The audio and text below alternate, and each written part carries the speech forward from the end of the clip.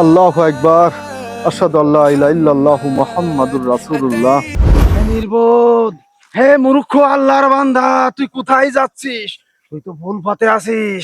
তুই কেন মসজিদে যাবি? মসজিদে কারা যায়?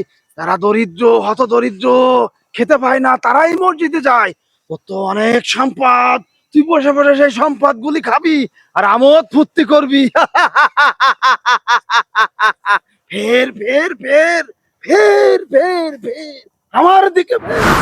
আসলে তো ঠিক, আমি নামাজ পড়বো কেন? আল্লাহ তোমার সম্পদ সবকিছু দিয়েছে। আরে নামাজ পড়বো বৃদ্ধ বয়সে?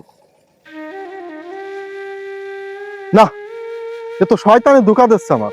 শয়তানের কথা শোনা যাবে না। শয়তান তো আমার জাহান্নামের দিকে নিয়ে যাবে, আর আমি তো নামাজ পড়লে জান্নাতে যাব।